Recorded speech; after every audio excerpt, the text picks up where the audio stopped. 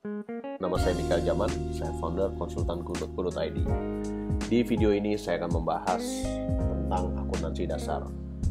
Bahasan di video ini akan bermanfaat untuk Anda yang ingin mengetahui tentang akuntansi atau tentang laporan keuangan, atau untuk Anda yang memang sedang belajar akuntansi.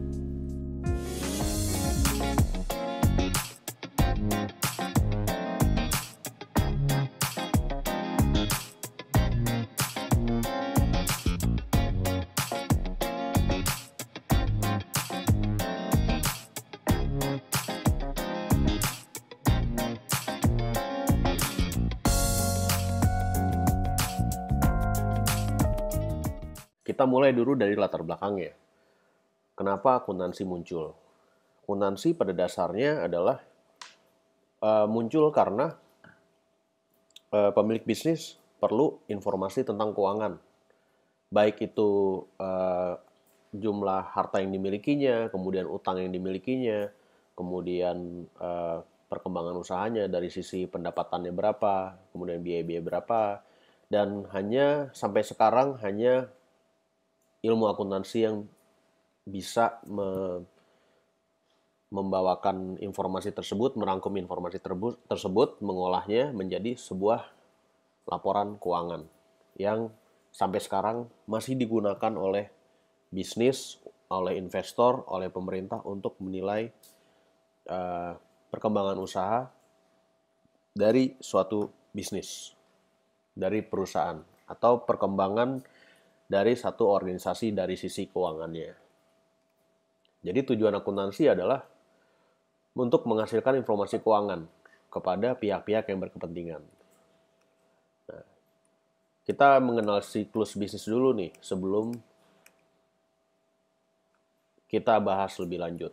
Kita mengenali dulu pertama orang-orang yang berkaitan dengan perusahaan. Di sini ada pemilik, ada pelanggan, karyawan, pemerintah, pemasok, dan kreditor. Semuanya mempunyai kepentingan terhadap informasi keuangan dan juga terkait dengan transaksi atau kejadian yang melibatkan keuangan. Contohnya misalkan dengan pemilik, yaitu ada transaksi setoran modal atau membayar hasil keuntungan. Kemudian kreditor, pemberi pinjaman, transaksi pinjaman dari kreditor, dan transaksi pengembalian pinjaman, pengembalian utang, dan pembayaran bunga. Untuk pelanggan, transaksi apa? Penjualan, pengiriman barang dagang, barang yang dijual, dan atau jasa, dan sebagainya. Termasuk pemerintah dalam hal ini apa? Misalkan pembayaran pajak, pembayaran iuran, pembayaran retribusi kepada pemerintah. Dan kalau kita bahas secara sistematis dan kronologis, siklus bisnis itu dimulai dari setoran modal dan dari bisa juga kalau setoran modal sudah diberikan oleh pemilik dan kemudian perusahaan itu masih membutuhkan dana untuk menjalankan operasionalnya, maka perusahaan itu mengajukan pinjaman. Jadi berikutnya adalah mendapatkan pinjaman dari pihak lain. Kemudian diperoleh dana yang cukup, maka dilanjutkan dengan investasi aset produksi, beli pabrik, beli tanah, membangun pabrik, membangun fasilitas di situ, membeli peralatannya dan sebagainya. Kemudian setelah siap aset produksinya, kemudian menjalankan produksi, yaitu apa? Beli bahan bakunya, kemudian membayar tenaga yang bekerja di bidang produksi, kemudian gudang, sampai dengan packaging. Kemudian pengeluaran rutin umum biasa, ya, pembayaran gaji, pembayaran listrik, telekomunikasi, dan sebagainya, marketing dan sebagainya. Kemudian menjual barang itu, atau bisa paralel, barangnya dijual dan kemudian menerima pembayaran. Dan setelah menerima pembayaran, kemudian membayar utang, membayarkan pinjaman, dan kemudian baru dilakukan pembagian keuntungan kepada pemilik dalam bentuk apa? Dividen.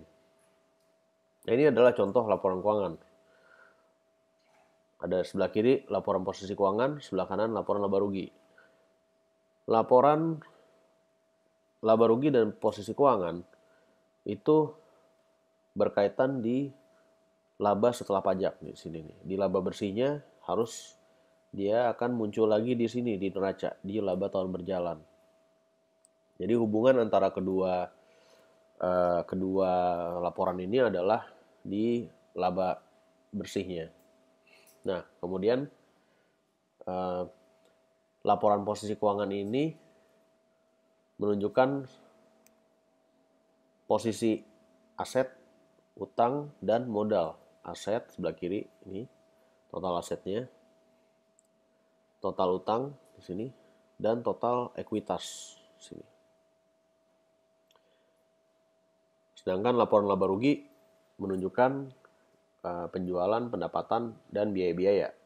Nah, perbedaannya adalah kalau laporan posisi keuangan, posisinya itu jumlah-jumlah ini adalah jumlah per akhir tahun di sini, tanggal 31 Desember, atau bisa per akhir periode, tergantung. Kalau misalkan laporan posisi keuangan atau laporan neraca bulanan berarti per bulan, akhir bulan.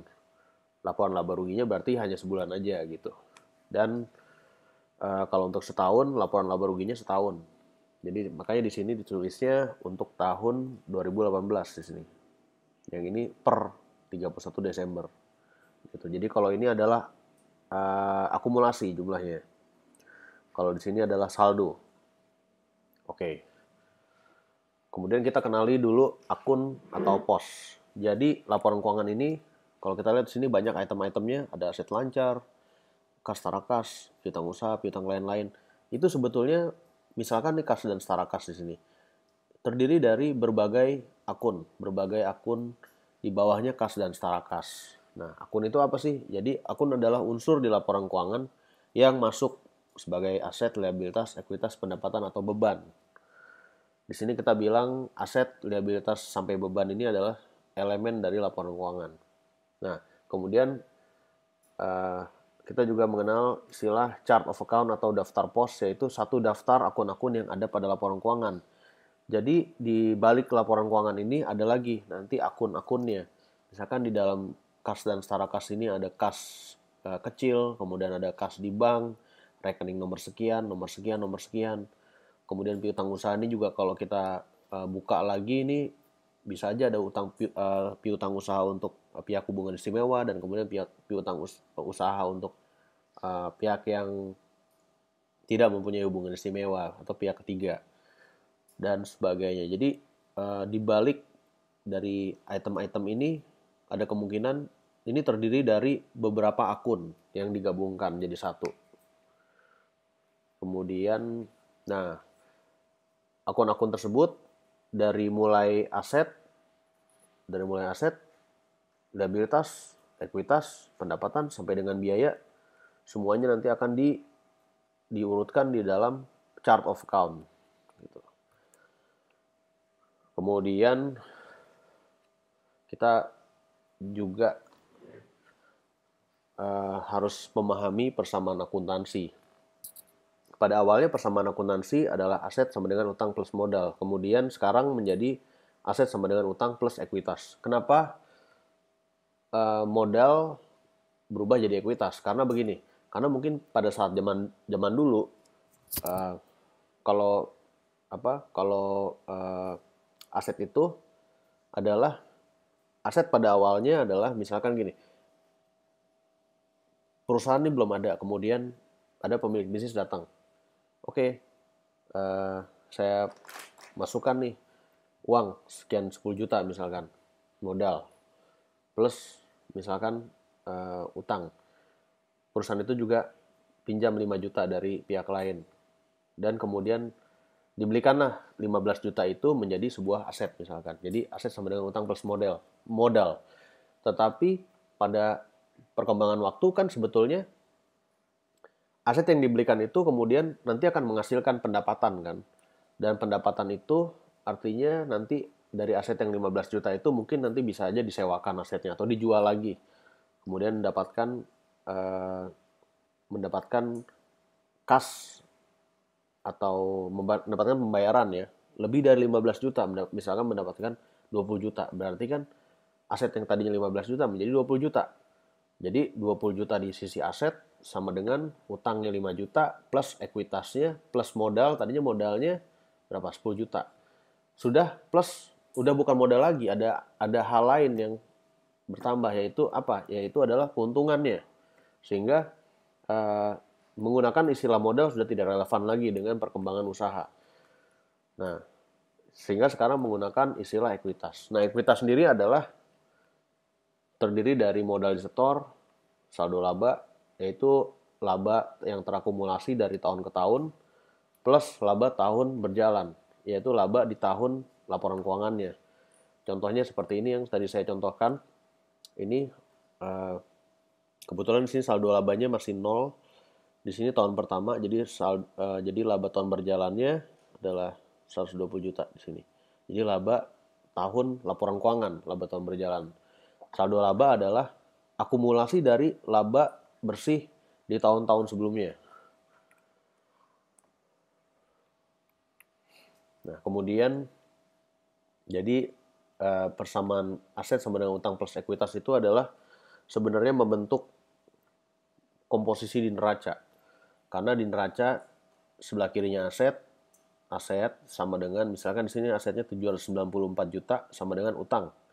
Utangnya liabilitas di sini 574 juta plus ekuitas. Ekuitasnya 220 juta. Total liabilitas ekuitasnya 794 juta. Sehingga total aset sama dengan total liabilitas dan ekuitas.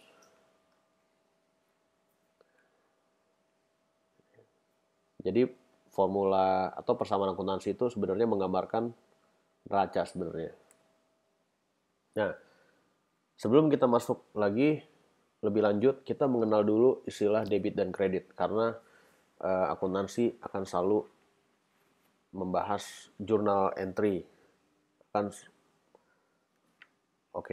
Debit dan kredit adalah konsep keseimbangan dalam transaksi, yaitu ketika sesuatu bertambah, maka ada yang bertambah atau berkurang. Contohnya misalkan di sini, kasnya bertambah karena ada pendapatan.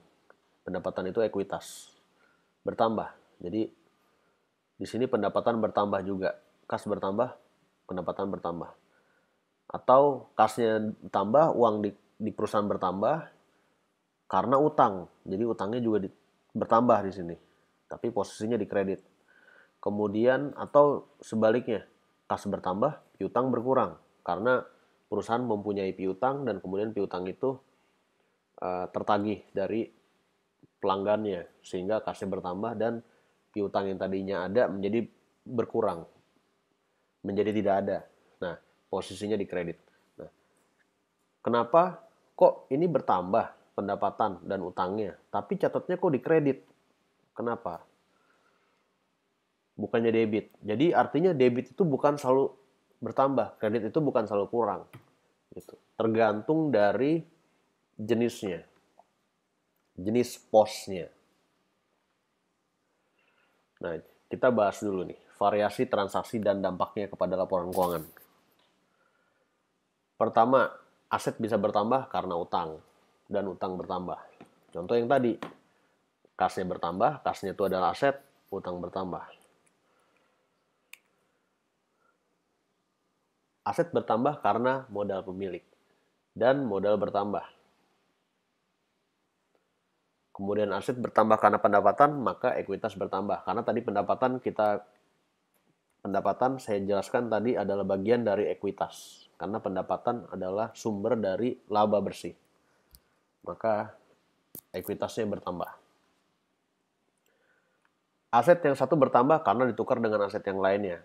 Aset yang lainnya berkurang. Contohnya yang tadi, kasnya bertambah, piutangnya berkurang. Nah, kemudian utang berkurang karena ditukar menjadi modal.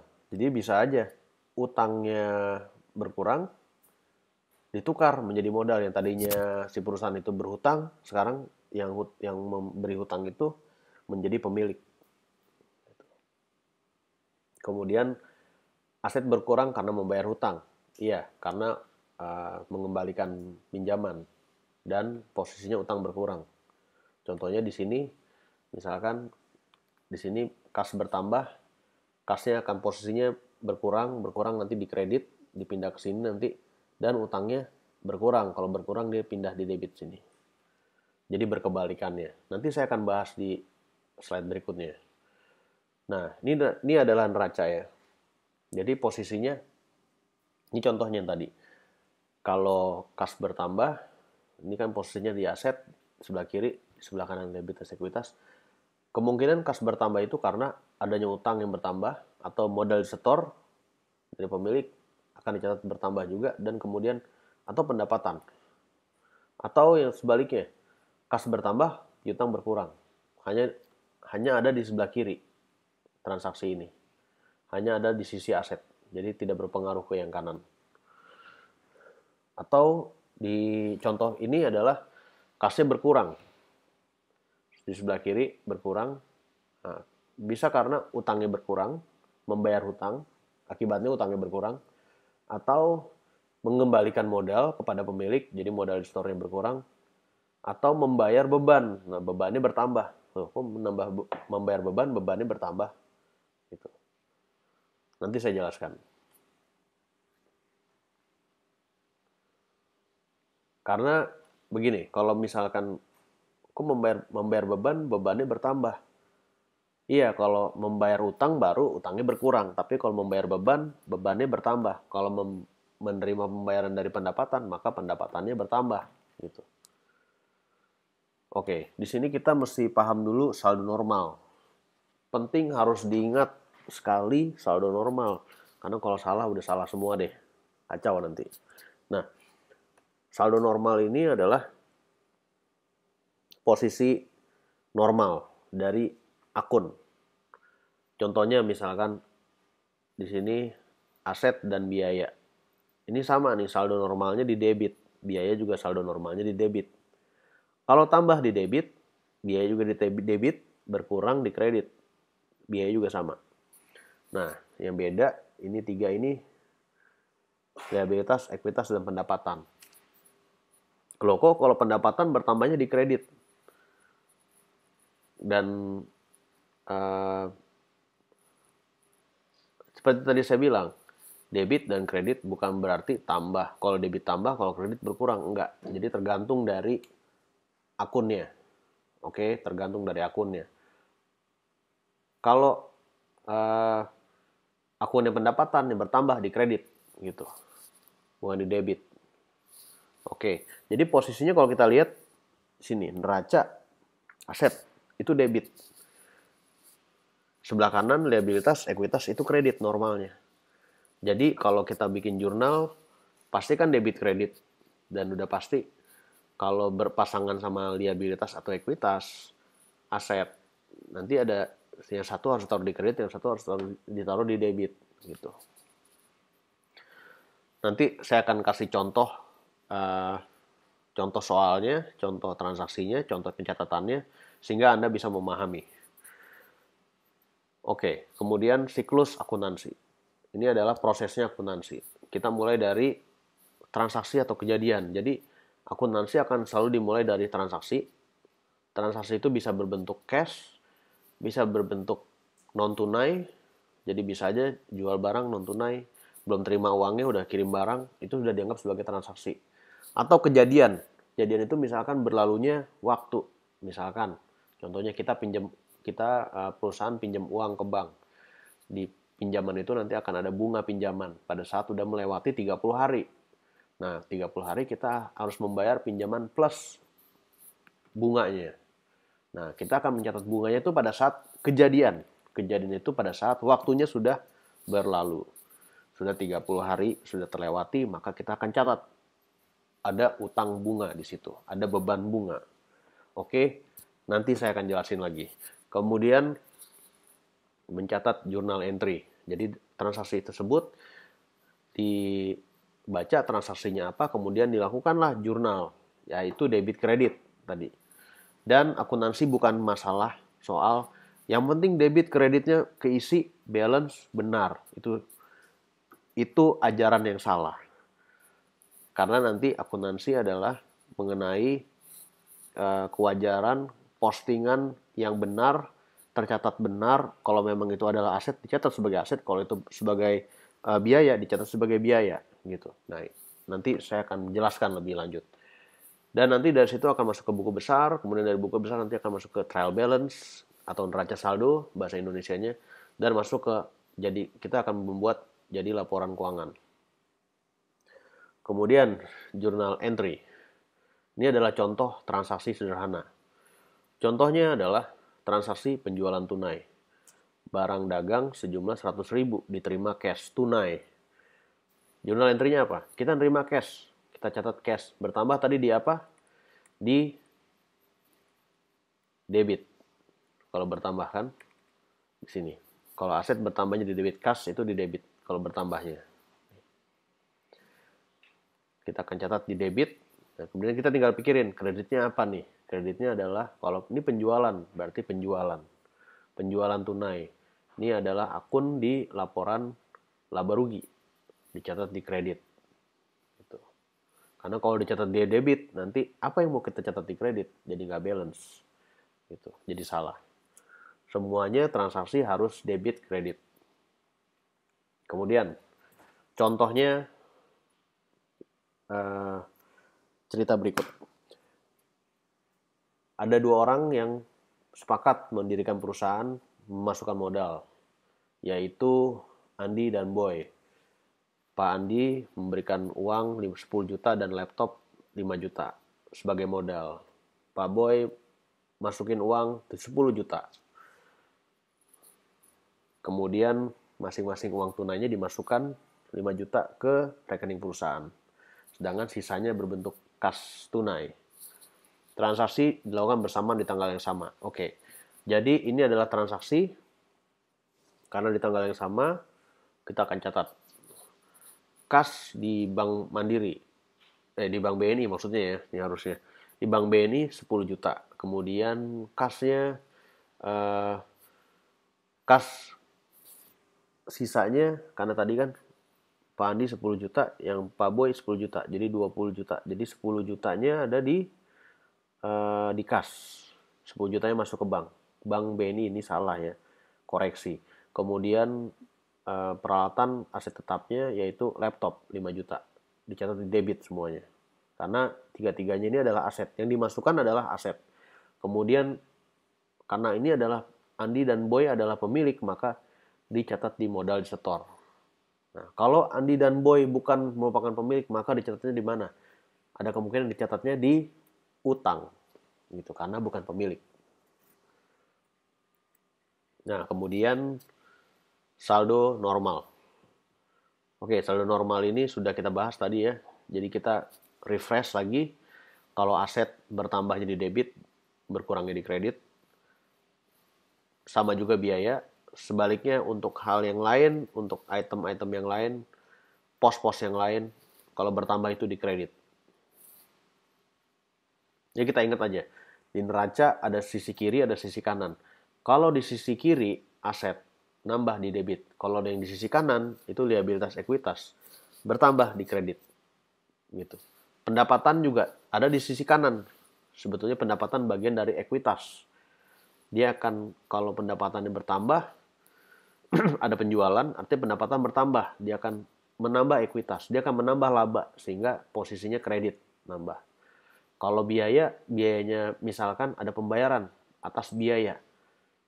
Biaya itu, timbulnya biaya akan mengurangi laba.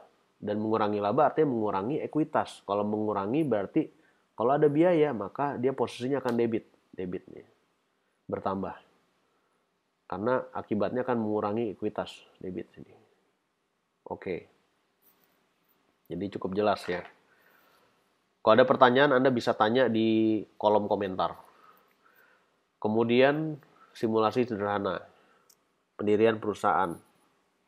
Seperti yang tadi, contohnya ini Pak Adi, pemilik ABC, pemilik perusahaan ABC menyetor 500. Kasnya 500, kemudian modal disetornya 500. Di sini debit, di sini kredit. Nah, di sini saya mau menjelaskan tentang buku besar, atau kita sebutnya T account nih, bahasa Inggrisnya. Karena di buku besar itu nanti menunjukkan pergerakan. Jadi buku besar adalah satu catatan yang menunjukkan pergerakan dari tiap-tiap akun. Jadi misalkan kas.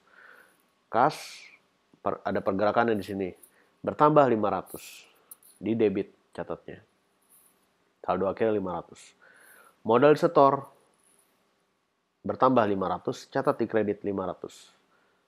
Saldonya 500. Kemudian laporan keuangannya nih, untuk transaksi itu adalah kasnya 500 dan total ekuitasnya 500. Dan laporan laba ruginya belum ada nih, belum terjadi transaksi apa-apa.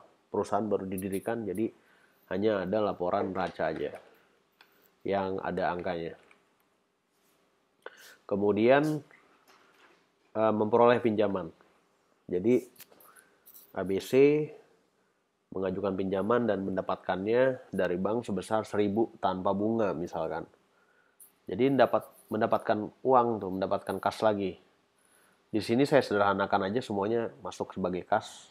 Tapi nanti di dalam transaksi yang sebenarnya kalau masuk ke bank berarti harus masuknya akunnya akun bank. Banknya bank rekening berapa itu. Harus dibikin akun sendiri-sendiri. Nah, kemudian di sini tambah 1.000, tambahnya di debit, saldo akhirnya 1.500. Ini buku besar utang menunjukkan tambahan utang 1.000. Saldo akhirnya 1.000. Oh, ini nggak sama. Nggak balance gitu. Karena ini adalah buku besar ya. Ini adalah buku besar. Yang penting journal entry yang harus balance debit dan kredit dan harus benar postingnya. Oke. Ini adalah posisi laporan keuangan setelah mendapatkan pinjaman 1.000. Karena tadi modal disetor 500 plus utangnya 1.000, jadi total liabilitas ekuitasnya 1.500. Total asetnya 1.500 juga. Laporan laba rugi masih kosong. Oke. Kemudian ada pesanan dari pembeli pada tanggal 20 Januari. Menyediakan produk X dengan nilai kontrak sebesar 2.000 pada tanggal 18 Januari. Kemudian PT ABC mengirimkan produk tanggal 22 Januari. Nah, pada tanggal diminta untuk mengirimkan berarti pada saat tanggal pemesanan yaitu tanggal 18 Januari ya. 18 Januari ini 18 Januari sini. Ini abaikan ini, harap abaikan 20 Januari ini. Jadi tanggal 18 Januari ini belum ada jurnal apa-apa karena baru pesanan. Ingat, kalau baru pesanan belum ada apa-apa, belum ada pembayaran, belum ada pengiriman barang, tidak dilakukan journal entry. Nah, kemudian kapan journal entry dilakukan? Pada saat produk dikirimkan, yaitu tanggal 22 Januari. Dan pembayarannya tidak tanggal itu. Kebetulan di contoh ini pembayarannya tidak pada tanggal 22 Januari. Sehingga dicatatlah piutang usaha. Bukan kas. Jadi piutang usaha yang dicatat di sini 2.000 debit. Piutang usaha adalah aset. Tagihan berarti. Kemudian sisi kreditnya adalah penjualan. Ini adalah akun yang nanti akan ada di laporan laba rugi. Kalau tadi kan laba ruginya masih kosong. Nanti tanggal 22 Januari ini akan terisi sejumlah 2.000 pendapatan di bagian pendapatan sini 2.000. Dan bertambah nanti piutang usaha 2.000 di sini. Nah, kemudian karena perusahaannya belum punya produknya untuk dijual, pada tanggal 20 Januari PT ABC memesan. Nih ingat, baru pesan. Jadi kalau baru pesan, belum dicatat journal entry. Nah kemudian barangnya datang tanggal 21. Dan harga belinya adalah 1.000. Jadi 1.000 akan dicatat sebagai persediaan. karena dia akan terima barang persediaan barang dagang. Dan kemudian di sisi lainnya perusahaan membayar 1.000, jadi kasnya berkurang 1.000. Kalau berkurang tadi kalau aset adalah di kredit. Nah di sini persediaan ini juga aset bertambah di debit. Jadi persediaannya tambah 1.000, saldonya 1.000. Kasnya meneruskan dari transaksi-transaksi sebelumnya. Tadi udah dicatat 500 dari modal store, kemudian 1.000 dari utang, dan kredit berkurang 1.000 karena membayar persediaan, sehingga saldo akhirnya menjadi 500 di buku besarnya. Nah, laporan keuangannya jadi seperti apa? Seperti ini. Persediaannya bertambah. Jadi ini posisi laporan keuangan pada tanggal 21 Januari, belum tanggal 22 Januari. Kasnya berkurang, tadinya 1.500 sekarang jadi 1.000. Persediaannya bertambah. Nah, di sisi sebelah kanan tidak ada yang berubah karena memang transaksi ini tidak melibatkan akun-akun utang dan ekuitas. Dan belum ada penjualan, laporan laba rugi juga belum ada. Kita juga belum mencatat di laporan laba rugi karena memang belum terjual barangnya. Nah, kemudian kita akan mencatat harga pokok penjualan. Apa sih harga pokok penjualan? Harga pokok penjualan adalah biaya yang akan dicatat di laporan laba rugi di bawah sini. Biaya itu adalah sebetulnya biaya dari penjualannya. Kita kan menjualnya 2.000. Kita akan menjual 2.000. Biaya produknya adalah 1.000. Nah, HPP-nya adalah 1.000. 1.000 yang akan kita catat di HPP sini. HPP atau bisa juga dibilang sebagai persediaan yang digunakan terkait dengan penjualan. Jadi kalau di sini kita belinya 1.000, 1.000-nya kita pakai semua, ya udah. Berarti 1.000 ini akan berkurang jadi 0 karena pada saat nanti dikirim ke pelanggan, persediaan ini akan habis jadi 0 dan kita harus mencatat itu sebagai pindah ke HPP. Jadi persediaannya kredit 1.000 habis dan muncul nanti di laporan laba rugi sebagai HPP 1.000 debit. Posisinya kalau HPP itu sama seperti biaya ya, jadi biaya usaha gitu kan. Karena kan pembelian barang dagang juga merupakan biaya dari usaha. Sehingga nanti ketika setiap ada bukan pada saat pembeli, pada saat barangnya terjual, maka harus dicatat sebagai HPP di sini. Dan ini harus diikuti terus jumlahnya sesuai dengan barang persediaan yang terpakai. Nah, kebetulan di sini saya sederhanakan persediaannya langsung kepake semua habis, jadi langsung masuk ke HPP semuanya gitu. Jadi laporan laba ruginya akan menjadi seperti ini nih pada tanggal 22. Kalau tadinya tanggal 21 kita hanya melihat di sebelah kiri aja. Sekarang tanggal 22 kita udah melihat sebelah kanan. Pendapatannya bertambah 2.000, kemudian harga pokok penjualannya bertambah 1.000 dan laba kotornya 1.000, sehingga laba bersihnya 1.000, beban umum masih belum ada. Dan ini laba bersih ini akan muncul di sebelah sini, di neraca di ekuitas 1.000. Kemudian, nah di sini tanggal 22 pembayaran dari pelanggan belum dilakukan tuh. Dilakukannya pada tanggal 23 Januari ini, menerima pembayaran. Jadi pada tanggal 23 Januari mencatat nih, uang masuk 2.000 dan piutang usahanya 2.000 berkurang di kredit. Dan kita masukkan lagi ke buku besar. Piutang usahanya minus 2.000, saldonya 0, kasnya tadi bertambah 2.000 di sini.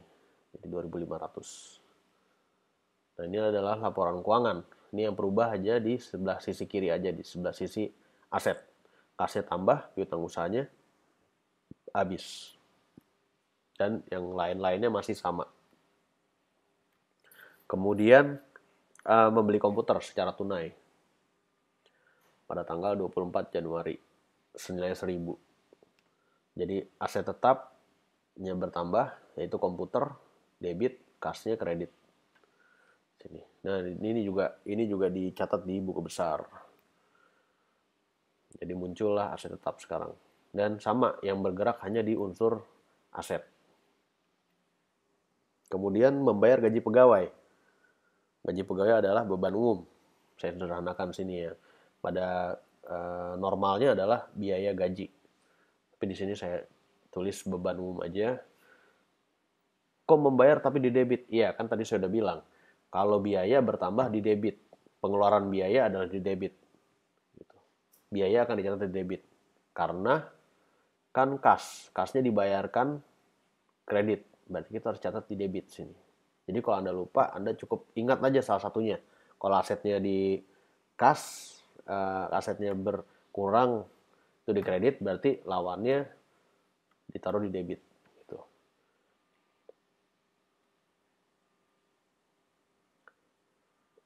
Kemudian ini akan muncul kasnya berkurang, sini. Kemudian beban umumnya bertambah, sini.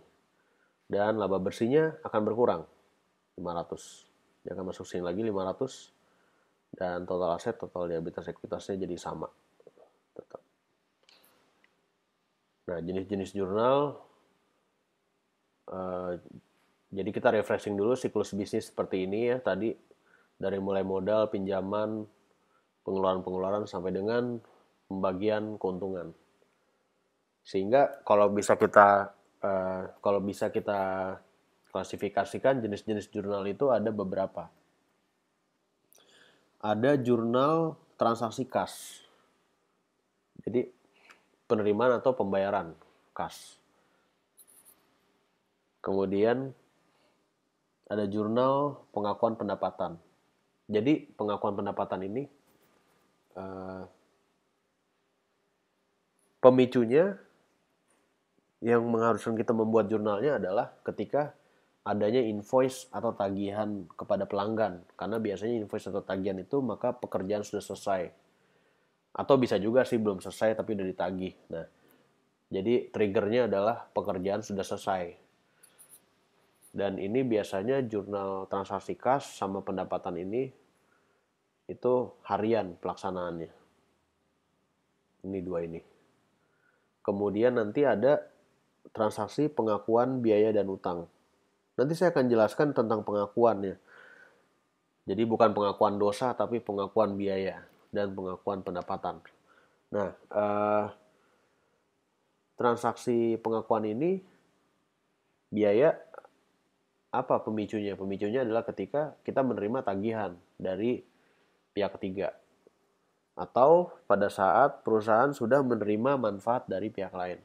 Jadi misalkan kita memesan jasa atau kita menggunakan jasa dari pihak lain dan kemudian kita sudah merasakan manfaat dari jasa itu, misalkan perusahaan kita mengalami kerusakan di bagian produksinya, peralatannya, kemudian kita menggunakan jasa perbaikan dari pihak ketiga dan kita sudah menerima manfaat itu, perbaikan sudah dilakukan, maka pada saat itulah kita menjadi terutang, kita menjadi berhutang kepada pihak yang memberikan jasa tersebut. Nah, saat itulah dilakukan pengakuan biaya dan utang. Oke, kemudian jurnal beban penyusutan aset tetap. Tadi kita udah bahas ada pembelian aset tetap dan kemudian nanti setiap periodenya nanti akan dilakukan jurnal penyusutan. Nanti nilai asetnya akan berkurang dan nanti akan timbul biaya di laporan laba rugi, yaitu biaya penyusutan. Dan jumlah jurnal amortisasi beban, seperti beban dibayar di muka. Nah, ini saya akan bahas nanti di belakang. Nah, perbedaannya adalah kalau yang dua di kiri pelaksanaannya harian. Kalau yang di kanan biasanya pelaksanaannya bulanan. Awal atau akhir bulan. Itu ada kemungkinan juga sih untuk yang biaya dan utang juga pelaksanaannya harian ketika kita menerima tagihan, hari itu juga ya kita mencatat utang gitu. Nah, di sini kita memahami dulu accrual basis versus cash basis. Apa sih accrual basis, cash basis? Nah, oke. Sebelum itu kita bahas dulu deh istilah-istilah ya. Ada istilahnya adalah kapitalisasi. Apa sih kapitalisasi? Kapitalisasi adalah memasukkan sesuatu pengeluaran, misalkan kita membeli sesuatu, membayar sesuatu. Misalkan kita membayar reparasi, perbaikan. Itu kan biaya perbaikan, perbaikan dari peralatan misalkan. Tapi kita nggak mencatat itu sebagai biaya reparasi atau biaya perbaikan, tetapi kita catat sebagai aset tetap, menambah aset tetap. Mungkin saja ketika biaya perbaikan itu misalkan menambah manfaat, masa manfaat dari aset misalkan, maka kita catat sebagai aset. Nah, seperti itu yang kita bilang sebagai kapitalisasi. Atau contoh lainnya misalnya perusahaan mempekerjakan pekerja untuk membangun pabrik.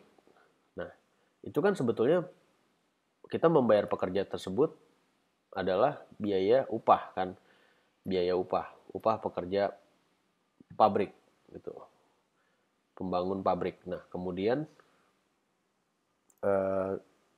tapi bisa juga biaya upah tersebut dijadikan sebagai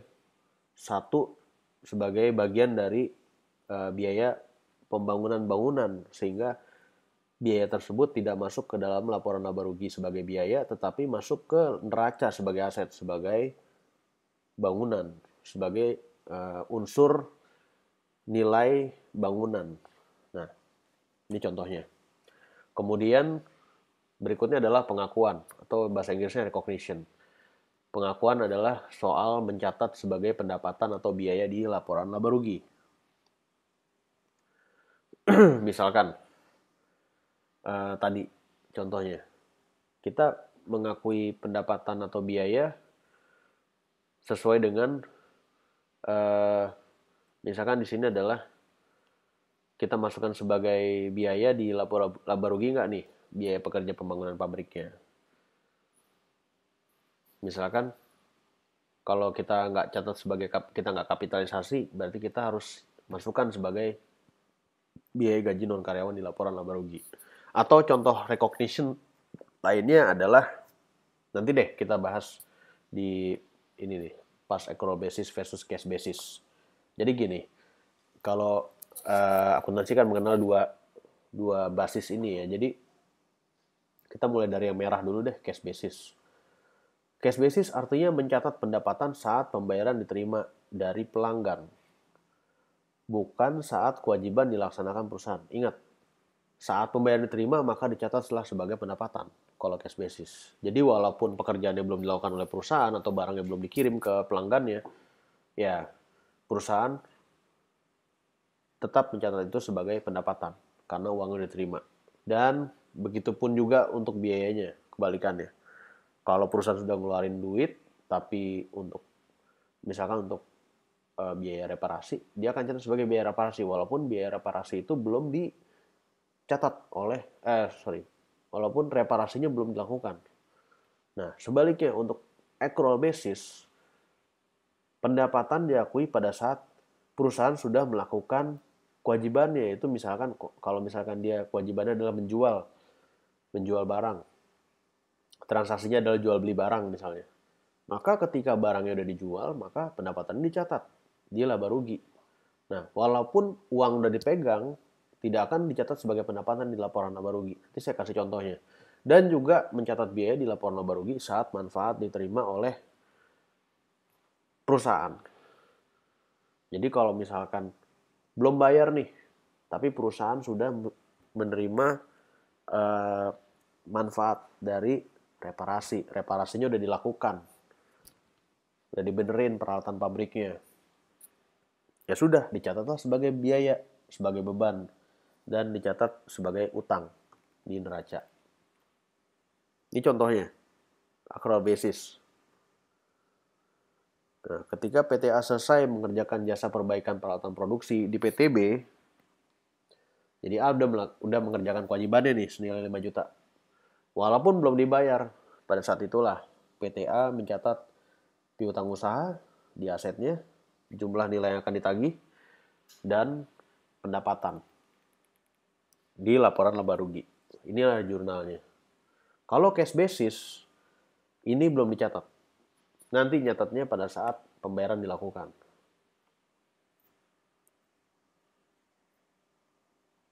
Nah, ini biayanya. Sebagai PTB, maka yang dikerjakan oleh PTA adalah biaya atau beban. Jadi dicatatlah oleh PTB, walaupun PTB belum bayar. PTB sudah mencatat sebagai beban jasa, yaitu akun di laporan laba rugi, di debit 5 juta, dan di sisi kreditnya adalah beban terutang, atau bahasa Inggrisnya accrued expense, di neraca, sejumlah 5 juta. Jadi, accrual basis, walaupun belum terima uang, tapi kewajiban sudah dilakukan atau manfaat sudah diterima, maka sudah dicatat di item laba rugi. Ingat, sudah dicatat di laporan laba rugi, di akun laba rugi. Oke. Kemudian kita juga mengenal istilah deferred, tangguhan. Deferred itu artinya satu transaksi belum diakui di laporan laba rugi. Nah, ini berkebalikannya nih tadi. Kita belum mengakui laporan laba rugi di laporan laba rugi. Karena contohnya apa? Kok yang ini kan kita udah mengakui nih di laba rugi. Yang ini kita ada transaksi tapi belum diakui. Karena apa? Karena ada pembayaran. Karena ada pembayaran. Jadi misalkan kita menjual, kita terima pembayaran di depan. Barang jasanya belum diberikan, tapi kita udah terima uang. Nah, kita akan mencatat uang itu di kas, karena memang kita terima uang di aset. Nah, kita akan mencatat utang, liabilitas, yaitu apa? Pendapatan yang belum diakui. Nah, kemudian setelah ini pada saat dibayar nih di muka. Jadi pembayaran di muka kita akan menggunakan deferred ini untuk penjualan nih, contoh transaksi penjualan. Nah, pada saat nanti dibayar, pendapatan yang belum diakuinya, tadi kan udah dibayar ya. Nanti pada saat udah diberikan jasanya, udah diselesaikan oleh perusahaan, maka perusahaan akan mencatat sesuai accrual basis, yaitu mencatat pendapatannya di laporan laba rugi yang ini, 5 juta, di kredit. Dan pendapatan yang tadinya di sini belum diakui di liabilitas langsung disesuaikan di posisi debit 5 juta. Jadi saldo akhirnya nanti pendapatan yang belum diakui itu akan menjadi 0 karena yang pertamanya di kredit, kemudian keduanya taruh debit. Jadi hilang nanti, pindah ke laporan laba rugi gitu. Nah, ini contohnya berikutnya dalam transaksi pembelian. Perusahaan sudah membayar. Kalau tadi kan perusahaan sudah menerima uang. Kalau ini sudah membayar, tapi jasa atau barang atau manfaatnya belum diperoleh. Maka perusahaan pada normalnya akan mencatat sebagai beban dibayar di muka. Atau bahasa Inggrisnya prepaid expense.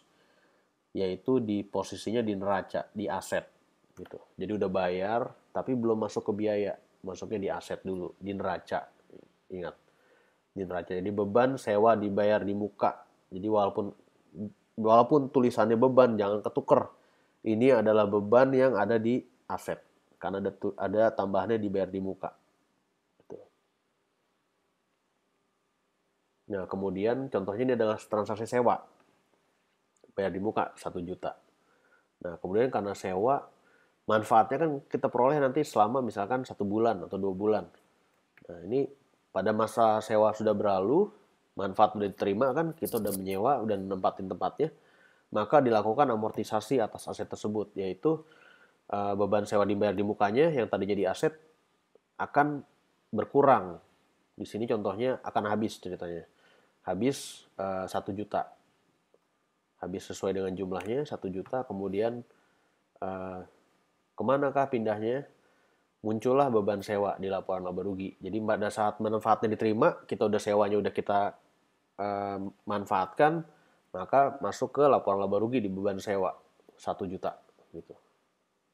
Dan nanti akan tergantung dari periode masa manfaatnya. Sehingga kalau untuk misalkan kita membayar untuk sesuatu, kita harus pastikan manfaatnya berapa lama, kapan habisnya, sehingga nanti amortisasinya dilakukan secara berkala. Misalkan habisnya 12 bulan atau 1 tahun. Oke, per bulannya kita akan amortisasi 1/12 kali dengan nilai yang kita bayar di muka gitu. Kalau 24 bulan ya kita bagi 24 nilai yang kita bayar di muka itu. Per bulannya kita amortisasi. Pelan-pelan nanti beban sewa dibayar di mukanya akan turun, asetnya akan berkurang, dan kemudian beban sewanya akan bertambah. Laporan laba ruginya akan bebannya akan bertambah terus gitu. Oke. Memahami akuntansi harus memahami kerangka konseptual pelaporan keuangan. Karena apa yang saya jelaskan di depan tadi adalah sebenarnya bagian dari kerangka konseptual pelaporan keuangan.